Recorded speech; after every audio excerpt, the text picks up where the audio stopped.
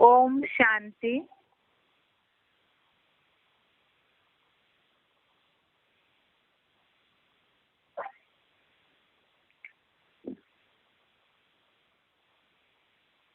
आज का श्रीमद् भगवद गीता का श्लोक है पहले अध्याय का 36वां श्लोक, अध्याय फर्स्ट, श्लोक नंबर 36। श्लोक है,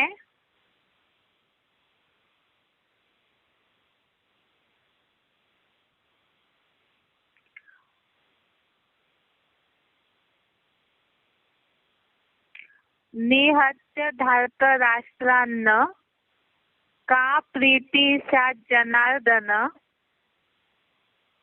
पापमेवाश्रयेदस्मान् हत्वे ताना ततायिन। निहत्य धार्तराष्ट्रान्न का प्रीति सा जनार्दन पापमेवाश्रयेदस्मान् हत्वे तानान् ततायिन। एक बार संधि विच्छेद देखिए। निहत्य धार्तराष्ट्रान् न का प्रीति स्यात् जनार्दन पापम एव आश्रयेत अस्मान् हत्वा एतान् आततायिनः। दोबारा संधि विच्छेद। निहत्य धार्तराष्ट्रान् न का प्रीति स्यात् जनार्दन पापम एव आश्रयेत अस्मान् हत्वा एतान् आततायिनः। अर्थ है, जनार्दन अर्थात हे मनुष्यों द्वारा प्रार्थनीय मुक्तेश्वर।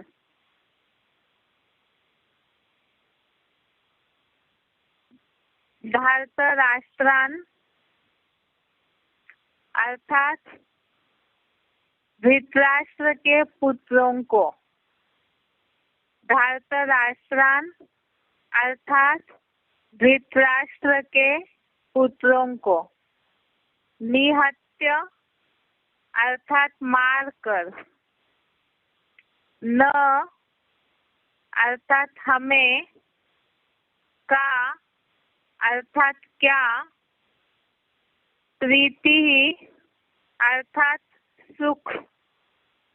स्यात् अर्थात होगा।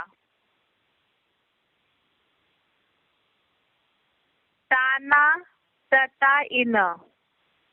ताना तथा इन अर्थात इन आतताइयों को। हत्वा अर्थात मार कर। आसमान अर्थात हमको।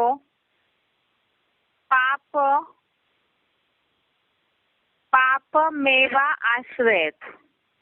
ये दो शब्द है। इसमें पापम एव आश्रयत।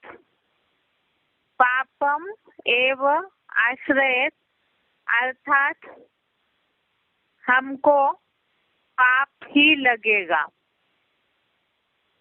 एक बार दोबारा अर्थ देखते हैं। जनार्दन मनुष्यों द्वारा प्रार्थनीय मुक्तेश्वर। धार्तराष्ट्रान अर्थात धृतराष्ट्र के पुत्रों। निहत्य अर्थात मार कर। न अर्थात हमें। का अर्थात क्या।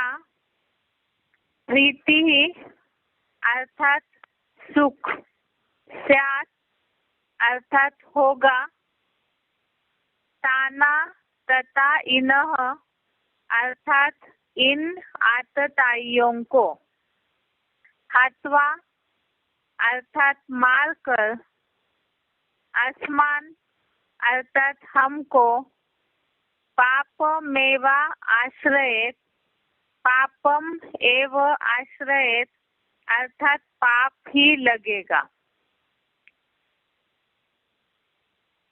इसका अर्थ है, हे मनुष्यों द्वारा प्रार्थनीय मुक्तेश्वर, धृतराष्ट्र के पुत्रों को मारकर हमें क्या सुख होगा। इन आतताइयों को मारकर हमको पाप ही लगेगा। हे मनुष्यों द्वारा प्रार्थनीय मुक्तेश्वर, धृतराष्ट्र के पुत्रों को मारकर हमें क्या सुख होगा।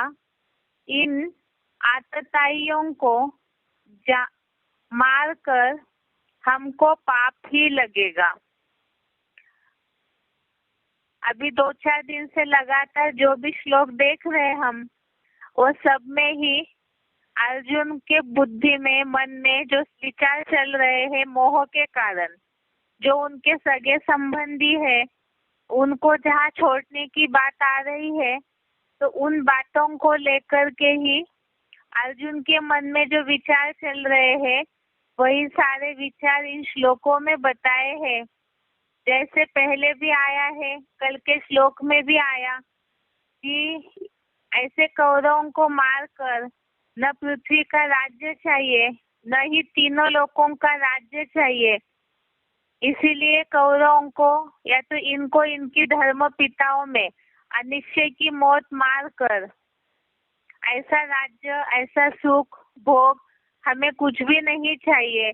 तो दैहिक दृष्टि के कारण अर्जुन के मन में ये सारी बातें आ रही है।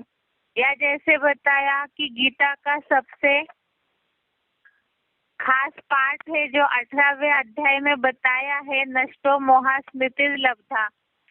तो उसमें ही मोह अंधकार के कारण या सगे संबंधियों के प्रति जो भावना बैठी हुई है, उस कारण अर्जुन के मन में ये सारी बातें आ रही है। वही बात आज के श्लोक में भी है कि धृतराष्ट्र के पुत्रों को मारकर हमें क्या सुख होगा। इन आतताइयों को मारकर तो हमको पाप ही लगेगा। अब इसका एक बार क्लैरिफिकेशन के सहित अर्थ देखते हैं। हे आर्तनाद करने वाले मनुष्यों द्वारा दुखों से मुक्ति के लिए कल्पांत में विशेष प्रार्थनीय मुक्तेश्वर। हे आर्तनाद करने वाले मनुष्यों द्वारा दुखों से मुक्ति के लिए कल्पांत में विशेष प्रार्थनीय मुक्तेश्वर। भगवान के जो अनेक नाम बताए हैं उसमें आज ये नाम आया है जनार्दन। कल के श्लोक में आया था मधुसूदन, आज के श्लोक में एक नाम आया है जनार्दन। उसका अर्थ बताया है, हे आर्तनाद करने वाले मनुष्यों द्वारा दुखों से मुक्ति के लिए कल्पांत में विशेष प्रार्थनीय मुक्तेश्वर। अर्थात मनुष्यों के द्वारा जिनको बुलाया जाता है या प्रार्थना की जाती है मुक्ति के लिए, तो ऐसे प्रार्थनीय मुक्तेश्वर अर्थात मुक्ति देने वालों के ईश्वर। आगे है, धृतराष्ट्र के पुत्रों के लिए बताया है कि उनको मारने से क्या सुख होगा। तो प्रजातंत्र के पूंजीवादी धृतराष्ट्र के काव काव करता कौरव पुत्रों को मार कर भी हमें क्या विशेष सुख होगा। प्रजातंत्र के पूंजीवादी धृतराष्ट्र का अर्थ तो हम इसके पहले भी देख चुके हैं कि जिन्होंने राष्ट्र की सारी धन संपत्ति को धर के बैठे हैं। ऐसे प्रजातंत्र के द्वारा प्रजातंत्र की धन संपत्ति को जिन्होंने लिया है वो पूंजीवादी, अर्थात धन संपत्ति ही जिनके लिए सब कुछ है, ऐसे जो भी पूंजीपति है वो धृतराष्ट्र और उनके पुत्र काव करता कौरव, अर्थात जो व्यर्थ की भाषणबाजी करके ढेर सारी प्रजा को इकट्ठा करते हैं, ऐसे कौरव संप्रदाय वाले, माना धृतराष्ट्र के ऐसे कौरव पुत्रों को मार कर भी हमें क्या विशेष सुख होगा। इन बेसमझ और बच्चा बुद्धि आतताइयों को जान माल से मार कर तो हमको पाप ही लगेगा। अर्थात अर्जुन के मन में भगवान की पहचान है, उसकी तुलना में कौरव संप्रदाय वाले जानते हुए भी, जो कौरवों की परिभाषा हमने देखी है कोर्स में, एडवांस कोर्स के आधार से, कि कौरव संप्रदाय वाले जानते तो है लेकिन न मानते हैं न उनके बताए हुए रास्ते पर चलते हैं, तो वो अज्ञानी ही कहे जाएंगे। तो ऐसे अज्ञानी अर्थात बेसमझ और बच्चा बुद्धि, लेकिन है वो आतताई अर्थात हिंसात्मक भावना तो उनके अंदर है ही, तभी तो युद्ध भूमि में खड़े हुए हैं, धर्म युद्ध की भूमि में। तो ऐसे आतताइयों को जान माल से मार कर तो हमको पाप ही लगेगा, क्योंकि क्षमा बड़ों को चाहिए, छोटन को अपराध। जहाँ अर्जुन ने कौरवों के लिए बात बोली है कि वो बेसमझ और बच्चा बुद्धि है, तो ऐसे जो बेसमझ बच्चा बुद्धि कौरव है, उन छोटों के अपराधों को अर्जुन क्षमा करना चाहते हैं। लेकिन ये बात तो तब कही जाएगी अर्जुन के मन में खुद ही मोह अंधकार के कारण द्वंद्व चल रहा है, धर्म युद्ध करना चाहिए या नहीं करना चाहिए। ये तो बुद्धि में है कि कौरव संप्रदाय वाले अधर्म के रास्ते पर है, तो इसीलिए ही उनको सीख मिलनी है। लेकिन बार बार जो मोह का अंधकार के कारण मन में ढेर सारी बातें चल रही है, तो उसी में ये बात भी आई कि हम बड़े हैं तो हमें कौरव जो बेसमझ बच्चा बुद्धि है उनके अपराधों को क्षमा करना चाहिए। लेकिन वास्तव में यहाँ क्षमा करने की तो बात नहीं आती है, क्योंकि अगर इसी तरह चलता रहेगा तो दुनिया से कभी भी पापाचार खत्म ही नहीं होगा, ना ही भगवान बाप के द्वारा जो स्वर्ग की स्थापना होनी है वो होगी। तो इसीलिए ही धर्म युद्ध करना तो जरूरी है, असत्य का विनाश करना तो जरूरी है, तो उसमें वास्तव में पाप नहीं लगेगा। लेकिन अर्जुन की बुद्धि में मोह का अंधकार है और उस अंधकार के कारण वो इस बात को समझ नहीं पा रहे। तो इसी तरह से जो नंबरवार पुरुषार्थी अर्जुन है, उनके मन में भी पुरुषार्थी जीवन में ये धर्म अधर्म का युद्ध चलते रहता है। जहाँ पर सत्य असत्य की बात आती है या श्रीमत अनुसार चलने की बात आती है, तो किसी को दुख देने की बात आती है, श्रीमत को जहाँ मानते हैं सहज सहज चलते रहते हैं, तो हो सकता है कि जो अज्ञानी है उनको कहीं ना कहीं उसके कारण ठेस पहुंचती है। बहुत सारी ऐसी बातें आती है जीवन में, जैसे अन्न दोष संग दोष के श्रीमत को फॉलो करते समय, या और भी ऐसी बातें जो मुरलियों में श्रीमत दी हुई है। तो ऐसे समय में बुद्धि में आता है कि हम दुख कैसे दे औरों को, लेकिन वास्तव में यहाँ बताया कि अल्पकाल के दुख में सदा काल का सुख भी समाया हुआ है।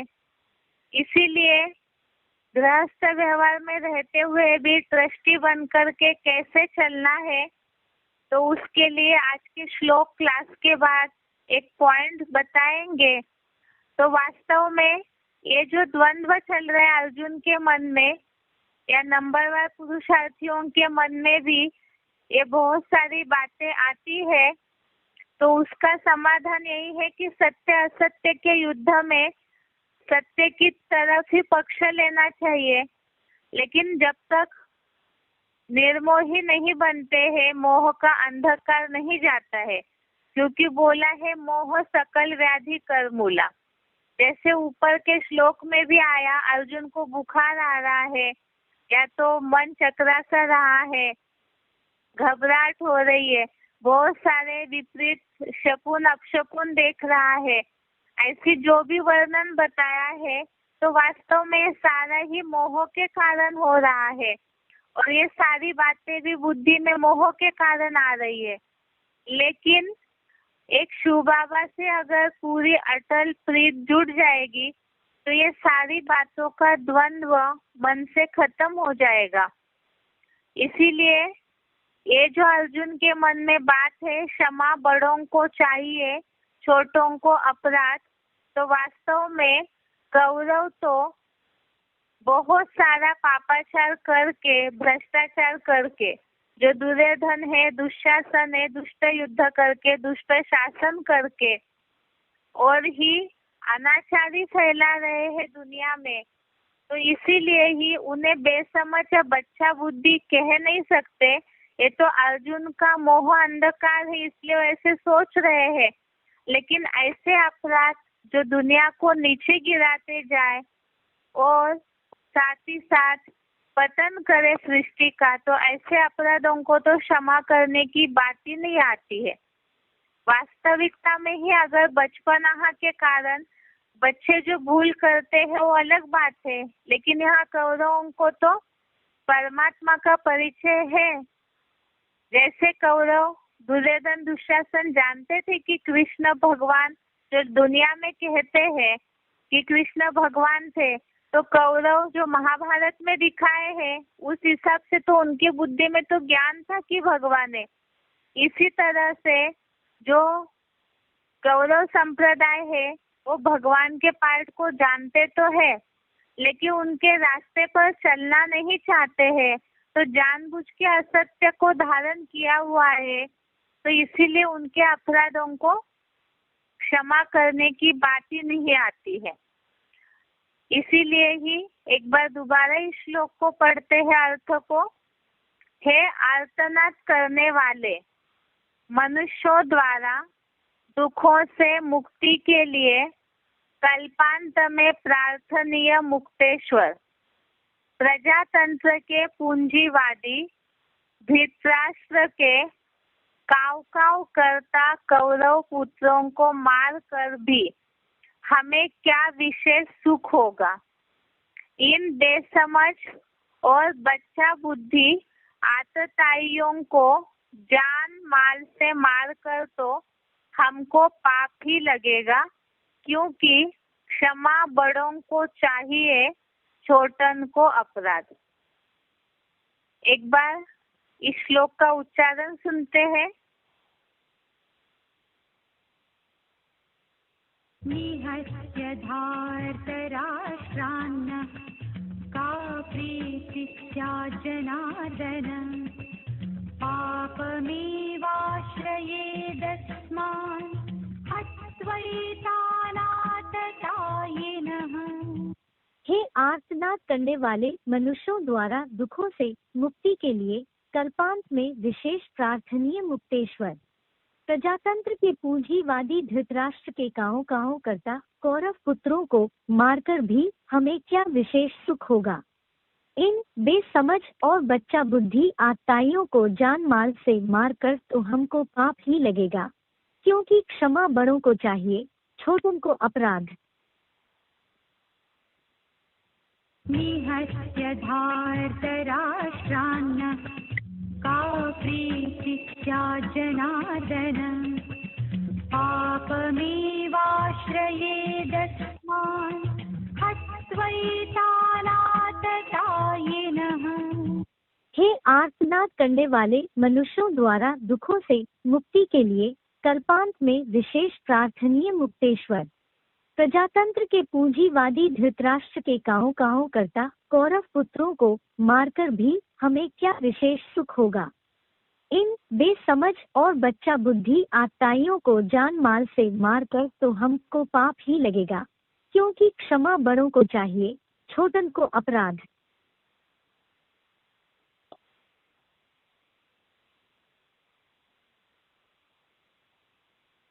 अभी बेसिक कोर्स का बुद्धि का टॉपिक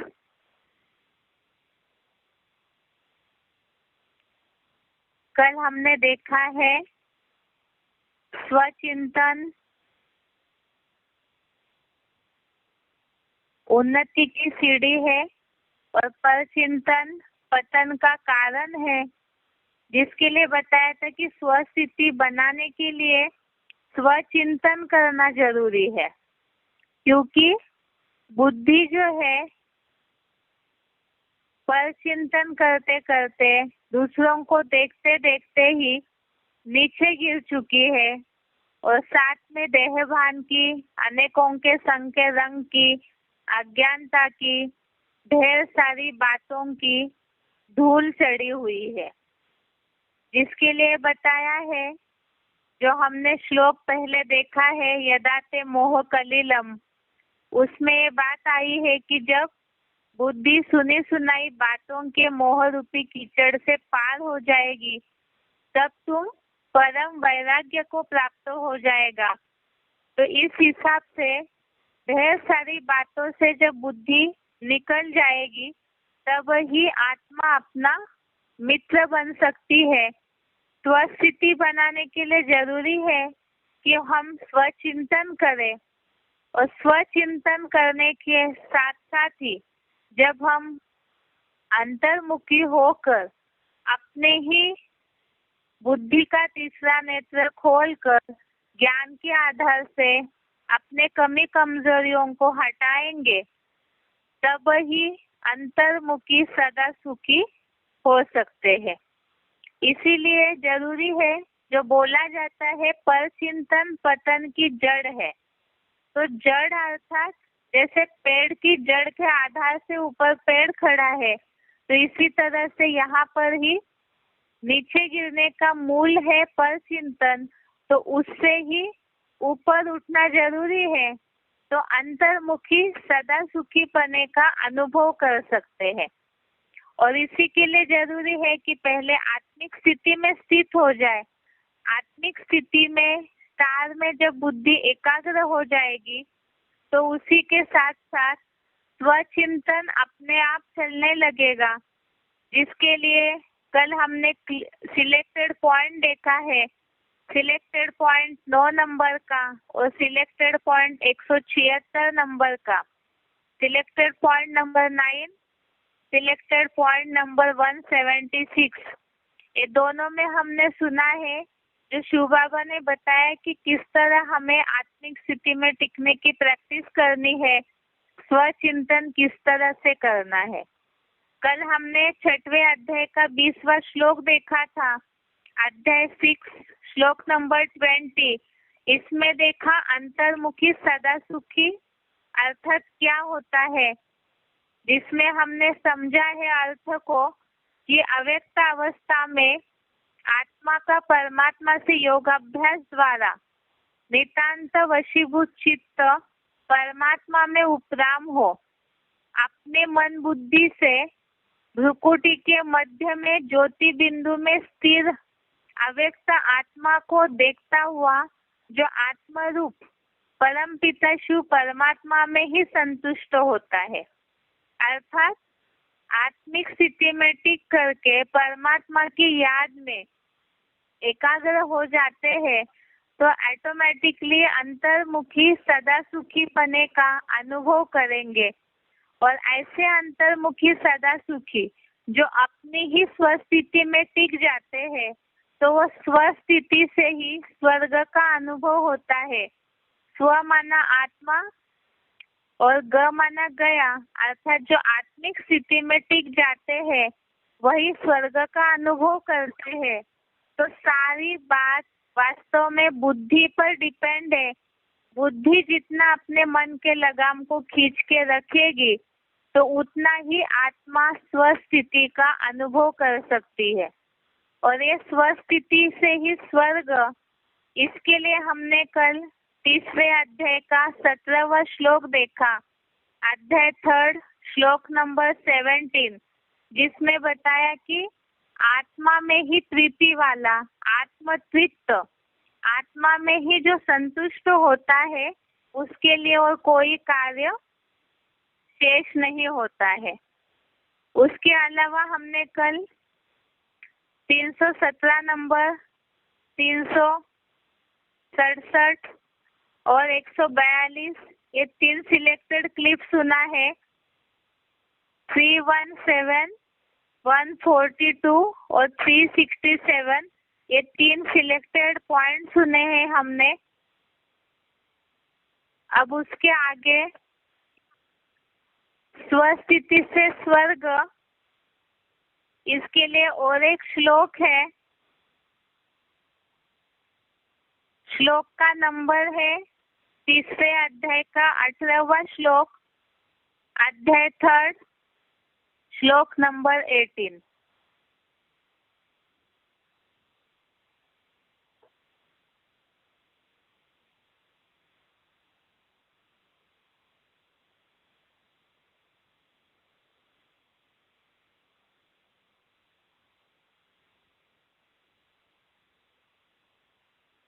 श्लोक है, नैव तस्य कृतेनार्थो न कृतेन इह कश्चन न चास्य सर्वभूतेषु कश्चिदर्थ व्यपाश्रयः। अध्याय 3 श्लोक नंबर 18। श्लोक है, नैव तस्य कृतेनार्थो न कृतेन इह कश्चन न चास्य सर्वभूतेषु कश्चिदर्थ व्यपाश्रयः। इसका अर्थ है,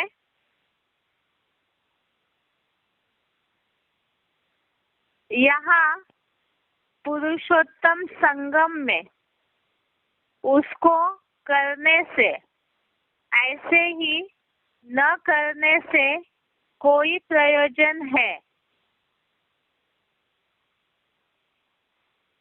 यहाँ नहीं शब्द टाइप होना छूट गया है। एक बार आप देखिए दोबारा, यहाँ पुरुषोत्तम संगम में उसको करने से, ऐसे ही न करने से कोई प्रयोजन नहीं है और न किसी प्राणी पर इस आत्मस्थ ब्राह्मण का कोई दैहिक कार्य निर्भर है। यहाँ पुरुषोत्तम संगम में उसको करने से, ऐसे ही न करने से कोई प्रयोजन नहीं है और न किसी प्राणी पर इस आत्मस्थ ब्राह्मण का कोई दैहिक कार्य निर्भर है। जिसमें यहाँ नीचे लिखा हुआ है, जैसे स्वर्ग में सारे कार्य प्रकृति ही करेगी, वैसे ही सच्चे ब्राह्मण देवों की पालना भगवान बाप करते कराते हैं। साक्षात ईश्वर के सेवाधारी ब्रह्मा वत्स भूख नहीं मरेंगे। कुरान में भी है, कयामत में खुदा के बंदे बड़े मौज में रहेंगे। मुरली का पॉइंट है, शिव बाबा का बन और भूख मरे, यह कब हो नहीं सकता। तो इससे रिलेटेड तो हम बहुत सारी बातें मुरली में भी सुनते आए हैं कि जो लगातार ईश्वरीय सेवा में रहने वाले हैं, तो ईश्वरीय सेवा में रहने वाले बच्चे भूख नहीं मर सकते हैं, लेकिन वो स्थिति ऐसी होनी चाहिए। इससे रिलेटेड हमने अभी श्लोक देखा, 3रे अध्याय का 17वां श्लोक, जिसमें बोला है आत्मा में ही तृप्त, आत्मा में ही प्रीति वाला, और जो आत्मा में ही संतुष्ट है उसके लिए कोई कार्य नहीं रहता है। अर्थात बिल्कुल देह भान का जहाँ नामो निशान न हो। वास्तव में देह है तो देह की पूर्ति के लिए बहुत सारा माथापच्ची करनी पड़ती है। अर्थात उसी के पीछे दिन रात मनुष्य सोचते रहते हैं। लेकिन जहाँ आत्मा स्टार में बुद्धि एकाग्र हो जाएगी तो वहाँ पर देह की पूर्ति में बुद्धि जाएगी ही नहीं। तो ऐसे जो आत्म तृप्त, आत्मा में ही संतुष्ट है, उनके लिए कोई कार्य शेष नहीं रहता है। इसी तरह से जो स्वर्गीय अनुभूति करने की बात है, तो बुद्धि से सारी देह भान की धूल जब झड़ जाएगी, ये जंग जब हट जाएगी, जो बोला हुआ है कि आत्मा रूपी सुई पर से सारी कट जब उतर जाएगी, तब तुम बच्चे डायरेक्ट बाप से सीखेंगे।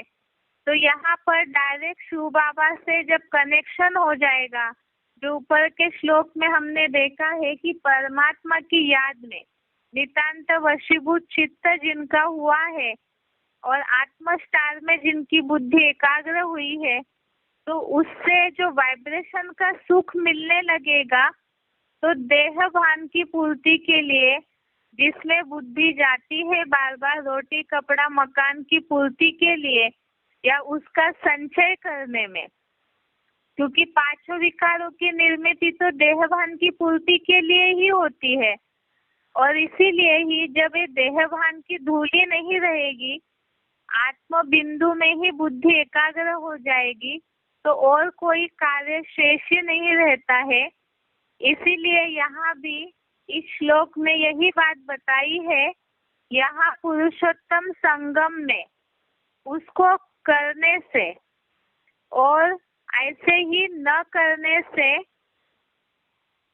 कोई प्रयोजन नहीं है, और न किसी प्राणी पर इस आत्मस्थ ब्राह्मण का कोई दैहिक कार्य निर्भर है।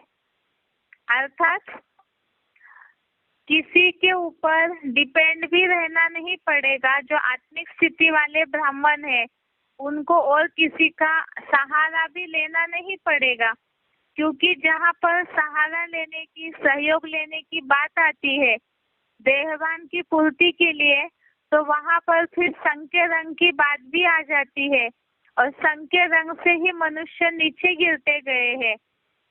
इसीलिए यहाँ ये बात है, जो स्वस्थिति में टिक जाएंगे, तो ऐसे स्वर्गीय जो आत्माएं हैं, जो स्वर्गीय संगठन बन जाता है, तो उनका कोई भी कार्य, ऐसे आत्मस्थ ब्राह्मण का कोई भी दैहिक कार्य किसी प्राणी पर निर्भर नहीं करता है। फिर प्रश्न ये है कि शरीर है तो उसके लिए चलाने के लिए कुछ ना कुछ आवश्यकता तो पड़ेगी ही, तो उसका ही जवाब दिया हुआ है नीचे।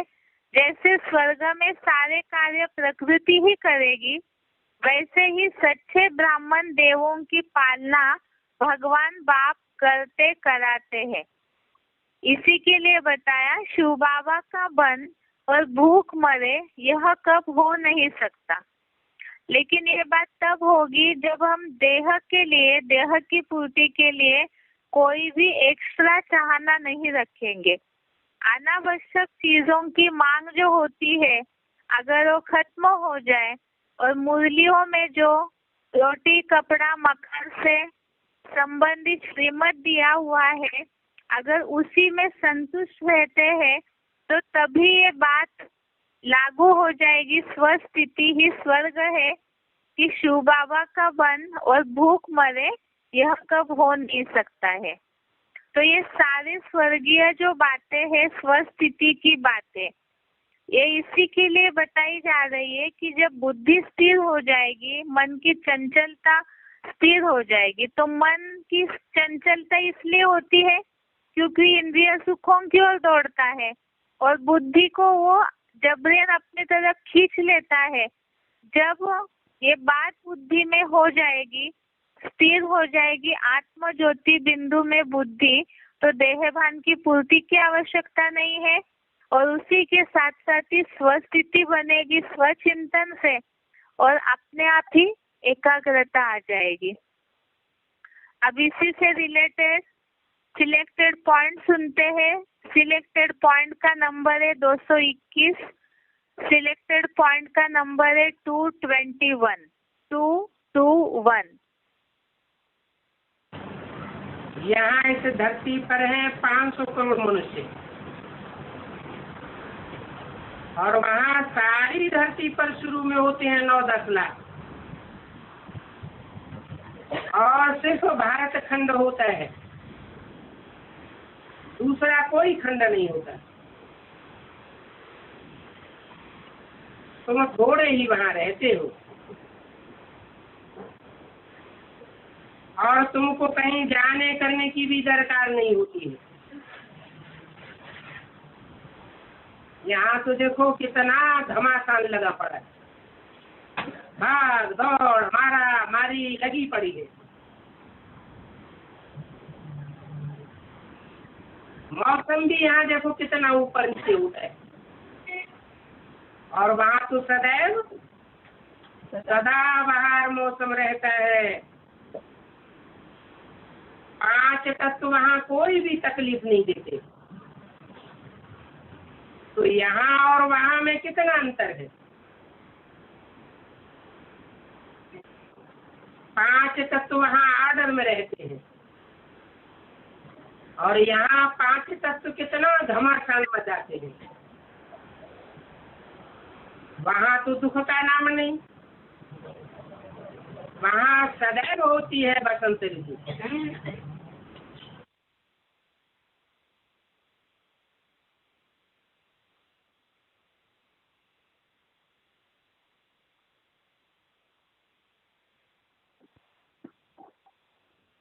इसके आगे का सिलेक्टेड पॉइंट है 991।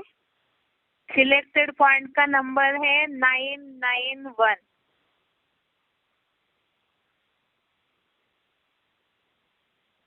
ये पंचभूतों की दुनिया भौतिकवादी दुनिया है। आज सारा मानवीय समाज भौतिकवादी दुनिया के आलोड़न में रचा पचा है। तन की शक्ति, धन की शक्ति, मन की शक्ति, समय की शक्ति सारी पंचभूतों में लगाई हुई है।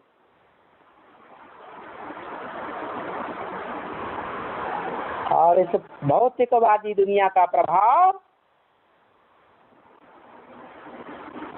सबसे जाती अगर कोई देश है तो वो भारत देश है, जो इस भौतिकवादी दुनिया से प्रभावित हो गया है।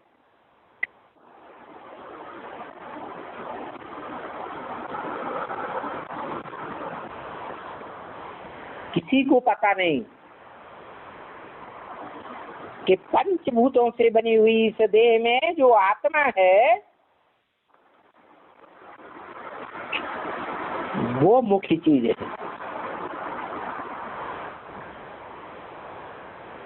देह मुख्य नहीं है, आत्मा मुख्य है।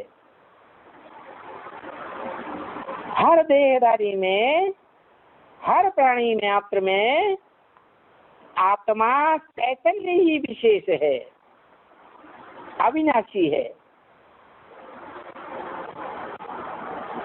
देह विनाशी, देह के 5 तत्व विनाशी।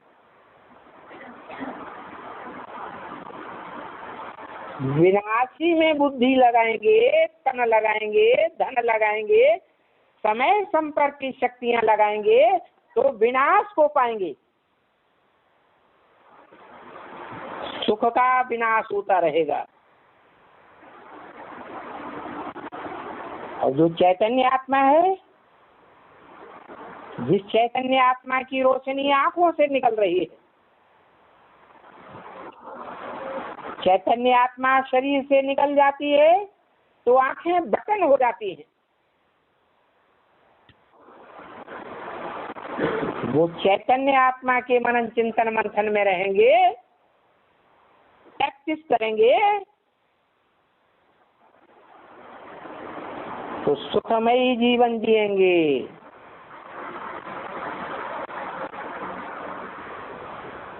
ऐसा सुखमय जीवन जिएंगे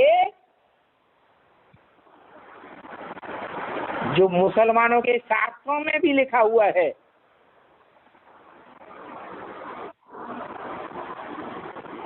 कि जब इस दुनिया में दुनिया की बड़े से बड़े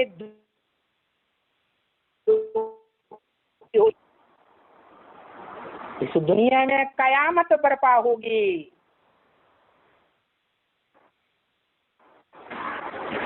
उस टाइम पर खुदा के बंदे जो रूहानियत की स्टेज में रहेंगे, रूह माने आत्मा, आत्म की स्मृति में रहने वाले होंगे, वो बड़े मौज में रहेंगे।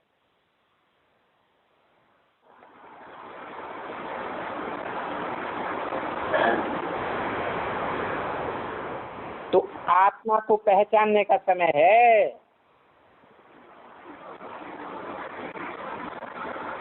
अविनाशी सुख पाने का समय है। और ये अविनाशी सुख जो अविनाशी आत्मा है, उस अविनाशी आत्मा के बाप से ही मिल सकता है।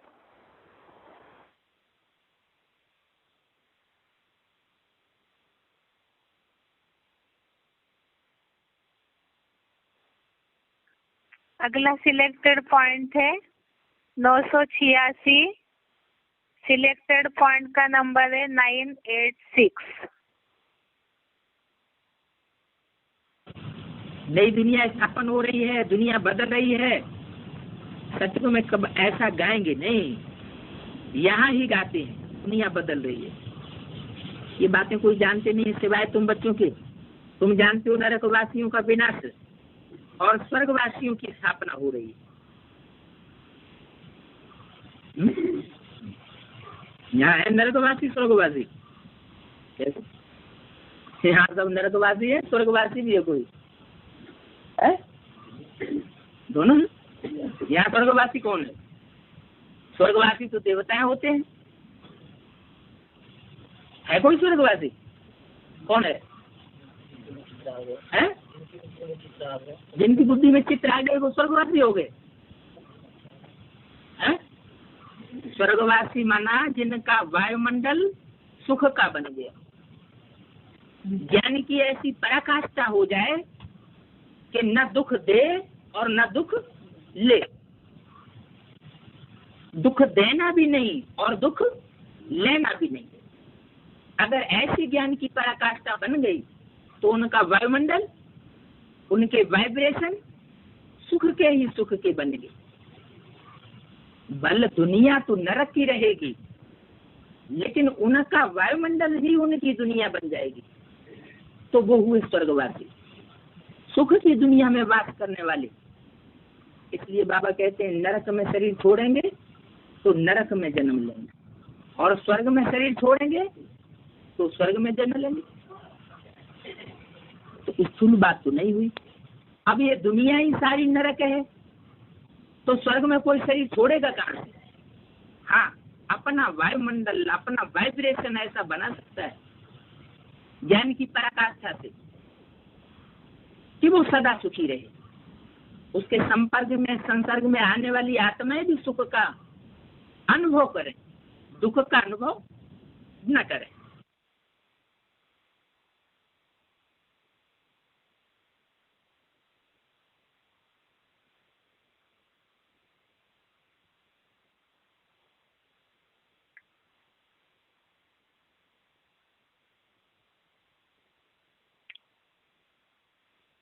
अभी हमने देखा सिलेक्टेड पॉइंट में, इसके पहले जो श्लोक देखा है कि स्वस्थिति में रहने से ही स्वर्ग की अनुभूति होती है। और यही बात शिव बाबा ने भी मुरलियों में बताई है कि अगर भौतिक दुनियावी सुखों से बुद्धि हटाते हैं और ज्ञान की पराकाष्ठा के आधार से अगर अपना वायुमंडलीय आत्मिक स्थिति वाला बनाते हैं तो उनको स्वस्थिति की, स्वर्ग की अनुभूति होने लगेगी, जिसके लिए ही और भी श्लोक है जो बोला है आत्मिक स्थिति के आधार से यहाँ ही परम धाम का अनुभव कर सकते हैं। परम धाम माना जहाँ पे बिल्कुल निसंकल्प आत्म ज्योति बिंदु की स्टेज होती है। तो वो स्थिति भी, ये तो बोला हुआ है कि तुम बच्चों को परम धाम को भी इसी सृष्टि पर उतारना है।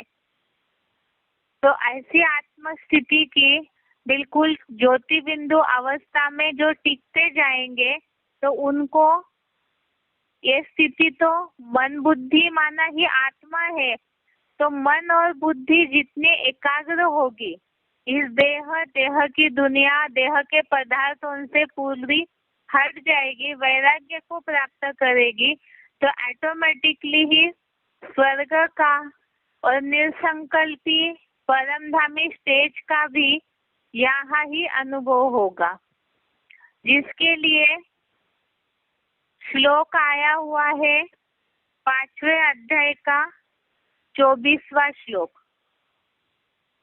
अध्याय 5 श्लोक नंबर 24।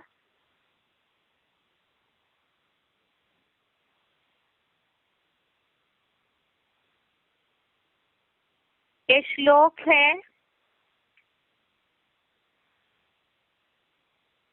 यह अंतः सुखः अंतरारामः तथा अंतर्ज्योति एव यः स योगी ब्रह्म निर्वाणम ब्रह्मभूत अधिगच्छति।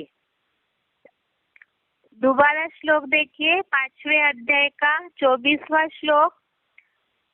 यह अंतः सुखः अंतरारामः तथा अंतर्ज्योति एव यः स योगी ब्रह्म निर्वाणम ब्रह्मभूतः अधिगच्छति।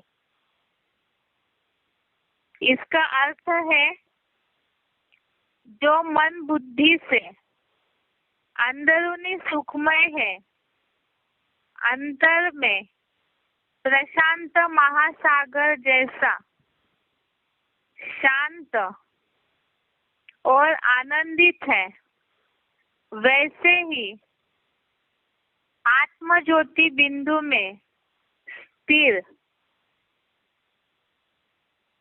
नंबरवार पुरुषार्थ अनुसार ब्रह्मलोक में स्थित हुआ वह योगी परम ब्रह्म का यहाँ ही वाणी रहित अंतर्मोनी निर्वाण पद पाता है। एक बार दोबारा अर्थ देखिए, जो मन बुद्धि से अंदरूनी सुखमय है, अंतर में प्रशांत महासागर जैसा शांत और आनंदित है, वैसे ही आत्म ज्योति बिंदु में स्थिर नंबरवार पुरुषार्थानुसार ब्रह्मलोक में स्थित हुआ वह योगी परम ब्रह्म का यहाँ ही वाणी रहित अंतर्मोनी निर्वाण पद पाता है। अर्थात अभी तक यही बात चल रही थी कि जो जितना मन बुद्धि की एकाग्रता से स्वस्थिति का अनुभव करेंगे तो वही स्वर्ग का अनुभव करेंगे, और स्वस्थिति से ही शांति का भी अनुभव होता है, जिसके लिए दुनिया में भी ये बोला जाता है शांति अपने गले का हार है। वास्तव में जो मुरलियों में भी बाबा ने बोला है कि बहुत ऐसे हैं जो शांति यज्ञ करते हैं, शांति सम्मेलन करते हैं, लेकिन उनको शांति का सही अर्थ पता नहीं है। वास्तव में शांति जो है वो तो हमारे अपने में ही समाई हुई है।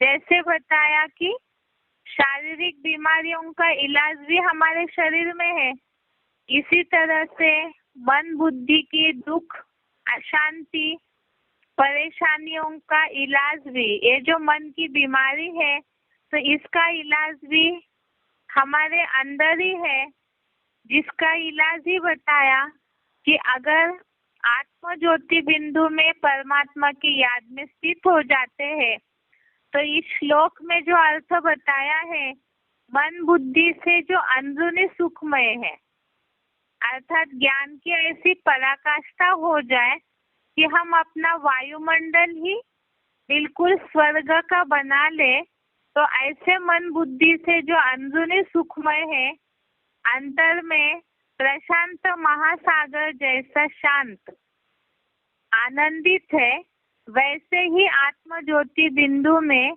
नंबरवार पुरुषार्थानुसार ब्रह्मलोक में स्थित हुआ वह योगी परम ब्रह्म का यहाँ ही वाणी रहित अंतर मौनी निर्वाण पद पाता है।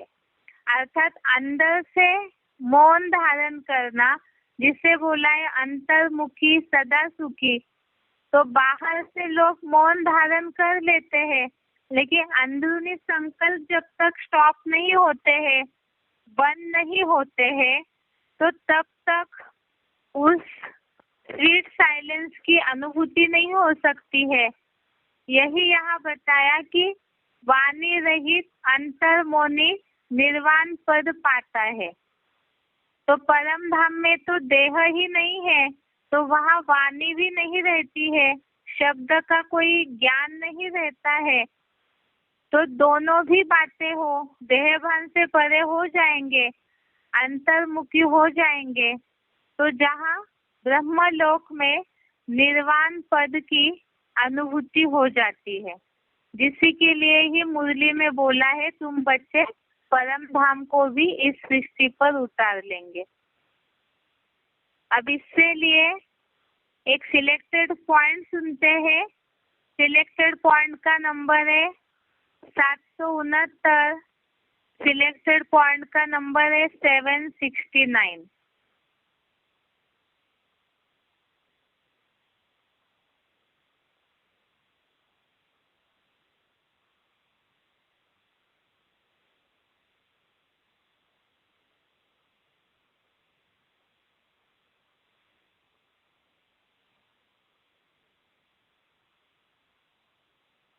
तो आत्मा का स्वधर्म भी शांत है, ओरिजिनल देश भी शांत देश है, इसलिए आत्मा को सिर्फ साइलेंस बहुत प्यारी है। एक सेकंड में भी आराम मिल जाता है अगर इसे सिर्फ साइलेंस की स्टेज में स्थित हो जाए, क्योंकि सिर्फ साइलेंस होती है बाप के घर में, और हम है ही वहीं के रहने वाले। तो बाप का घर कहाँ है? शांति धाम, ऊपर जाना है। और मुरली में तो एक बात में बोला है, शांति धाम को भी नीचे उतार लाना है। तो जरूर है, नीचे है अभी। हाँ, अनुभव करने वालों के लिए तो है, जिनको ये निश्चय हो गया, जो पाना था तो पा लिया।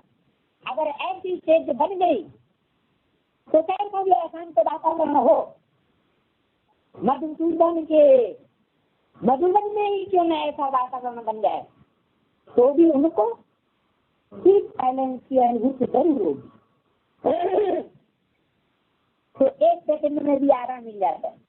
कितना भी मन से कर्म से थके हुए हो, लेकिन अगर एक मिनट भी सिर्फ साइलेंस में चले जाओ तो तन और मन को आराम ऐसा अनुभव होगा जैसे बहुत समय आराम करके कोई उठता है। तो कितना फ्रेश होता है। कभी भी कोई हलचल होती है, लड़ाई झगड़ा हल्ला गुल्ला कुछ भी होता है, तो एक दो को क्या कहते हैं? शांत हो जाओ, क्योंकि शांति में आराम है। तो आप भी सारे दिन में समय प्रति समय जब भी समय मिले सिर्फ साइलेंस में चले जाओ।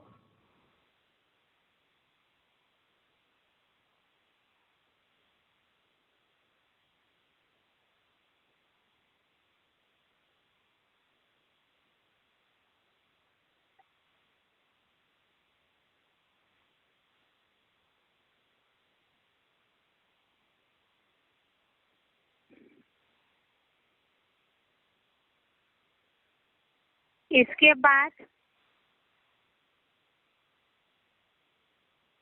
आगे का श्लोक पढ़ते हैं। दूसरे अध्याय का 45वां श्लोक, अध्याय सेकंड, श्लोक नंबर 45, जिसमें परम धाम में आत्मिक स्थिति से रिलेटेड और एक श्लोक बताया है। श्लोक है त्रैगुण्य विषया वेदा निश्चय गुण्यो भवार्जुन निर्द्वंद्वो नित्य सत्वस्थो निर्योग क्षेम आत्मवान। इसका अर्थ है, हे अर्जुन, वेद 3 गुणों के विषय वाले हैं, यानी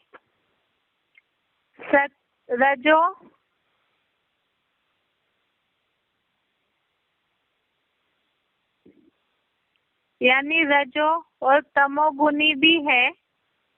तू यहाँ विष्णु लोकीय 3 गुणों से परे, सदा 16 कलाओं से भी अतीत मेरे समान सत्व गुण में स्थिर हुआ, सुख दुखादि द्वंद्व से मुक्त, प्राप्ति व सुरक्षा रहित बन, क्योंकि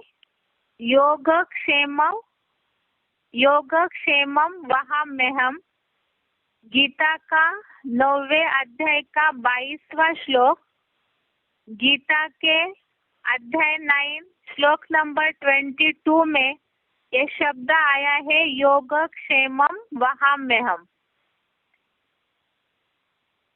अतः देहभान छोड़ सदा काल आत्म बिंदु की स्थिति वाला बन जा। इसका अर्थ कल समझते हैं। बाकी जैसे पहले अध्याय का श्लोक पढ़ते समय बताया था कि गृहस्थी जीवन में जो समस्याएं आती है, तो उन समस्याओं से निकलने के लिए एक समाधान अव्यक्तवाणी का एक पॉइंट बताया है, जो हमने अभी पहले अध्याय में पढ़ा था कि अर्जुन जो है गृहस्थी अर्जुन है, और गृहस्थी अर्जुन को ही शिव बाबा ने जो युद्ध चलता है, तो उससे निकलने का रास्ता ही गीता में बताया है। इसीलिए भगवत गीता के आगे लिखा जाता है श्रीमद् भगवत गीता, अर्थात मनुष्य जीवन के सारी उलझनों के लिए ही वो श्रीमद् दिया हुआ है। तो इसी तरह से हमें भी उसी के आधार से मुरलियों में श्रीमद् दिया जाता है, तो हमें उन बातों को ही समझना है। तो ये अव्यक्तवाणी का पॉइंट है। अव्यक्तवाणी की तारीख है 22/7/72। अव्यक्तवाणी की डेट है 22/7/72। पॉइंट देखिए एक बार। ये पॉइंट केवल गृहस्थी जीवन की जो समस्याएं आती है, उससे किस तरह से न्यारा रहना चाहिए, उसके लिए ही ये पॉइंट बताया जा रहा है। नष्टो मोहा बनने के लिए अपनी स्मृति स्वरूप को चेंज करना पड़ेगा। नष्टो मोहा बनने के लिए अपने स्मृति स्वरूप को चेंज करना पड़ेगा। मोह तब जाता है जब यह स्मृति रहती है कि हम गृहस्थी है, हमारा घर, हमारा संबंध है, तब मोह जाता है। बेहद को भूलकर और हद के जिम्मेवारी को निभाने के लिए जितना ही समय और संकल्प लगाती हो, इतना ही निभाने के बजाय बिगाड़ते जाते हो।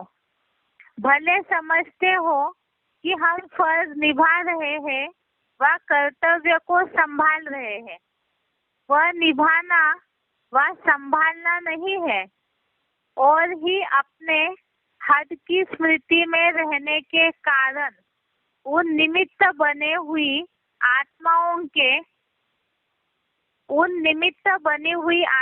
के भी भाग्य बनाने के बजाय बिगाड़ने के निमित्त बनती हो, जो फिर वह आत्माएं भी आपको अलौकिक चलन को न देखते हुए अलौकिक बाप के साथ संबंध जोड़ने से वंचित रह जाते हैं।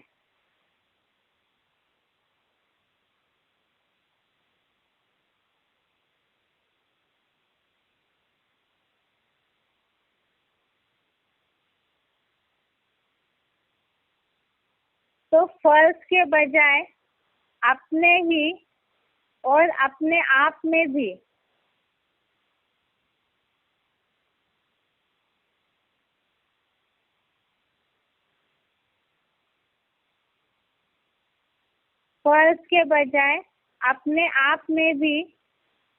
मर्ज लगा देते हो। यह मोह का मर्ज है, और वही मर्ज अनेक आत्माओं में भी स्वतः ही लग जाता है। तो जिसको फर्ज समझ रही हो, वह फर्ज बदल करके मर्ज का रूप हो जाता है। इसलिए सदा अपने इस स्मृति को परिवर्तन करने का पुरुषार्थ करो। मैं गृहस्थी हूँ, फलाने बंधन वाली हूँ व फलाने जिम्मेवारी वाली हूँ, उसके बजाय अपने मुख्य 5 स्वरूप स्मृति में लाओ। पहला, मैं बच्चा हूँ। दूसरा, गॉडली स्टूडेंट हूँ। तीसरा, रूहानी यात्री हूँ। चौथा, योद्धा हूँ। और 5वां, ईश्वरीय व खुदाई खिदमतगार हूँ। तो फिर गृहस्थी कहाँ से आवेगी? और आत्मा बाप से मिलन मनावे, तो मिलन से सर्व प्राप्ति का अनुभव हो जाए, तो फिर बुद्धि यहाँ वहाँ क्यों जावेगी? सारे दिन में अगर 5 ही रूप समय प्रति समय भिन्न कर्म के प्रमाण स्मृति में रखो, तो क्या स्मृति स्वरूप होने से नष्ट मोह नहीं हो जाएंगे? अभी यह तो नहीं कहेंगे कि नष्ट मोह कैसे बने। नहीं, नष्ट मोह ऐसे बनो। तो जैसे इस पॉइंट में बताया है, अर्जुन के मन में जो द्वंद्व चल रहा था कि इन सगे संबंधियों को कैसे छोड़ना है, बाबा भी मुरलियों में बोलते हैं लौकिक में तोड़ निभानी है। तो यही बात है कि यहाँ पर अपनी स्मृति अर्थात हम जिन बातों को बुद्धि में लेकर के रखे हैं कि अंतिम जन्म के संबंधी है, इनके साथ निभाना ही है, तो वास्तव में तोड़ने के लिए तो नहीं बोला जा रहा है, ना किसी को छोड़ना है, लेकिन उनके साथ रहते हुए भी हमारी जो स्मृति है उसका रूप बदलना है। स्मृति स्वरूप को चेंज करना अर्थात उसका रूप बदलना है। अगर दृष्टि बन करके जो 5 स्वरूप बताए हैं वो समय प्रति समय बुद्धि में रख करके अपने जीवन में लागू करते हैं, तो बुद्धि इधर उधर कहीं भी जाएगी नहीं। दूसरा ये भी बताया कि अगर हम हद की स्मृति में रहते हैं, लौकिक दुनिया की गृहस्थी की स्मृति में रहते हैं, तो जिनके भी संबंध संपर्क में हम जुड़े हुए हैं, उनका भाग्य बनाने के बजाय बिगाड़ने के निमित्त बन जाएंगे। क्योंकि हमारी लौकिक चलन को देखेंगे, अलौकिक चलन दिखाई नहीं देगी, तो अनेक आत्माएं जो हमसे जुड़ी हुई है, वो बाप के साथ जो उनका संबंध जुड़ना चाहिए उससे वंचित रह जाएंगे। तो इसीलिए ज्ञान की पराकाष्ठा वाला व्यवहार हो, नष्टो मोहा का स्मृति स्वरूप हो, तो जो युद्ध है धर्म और अधर्म का, उससे अपने आप ही रास्ता निकल आएगा। आज के लिए यहाँ तक ही। ओम शांति।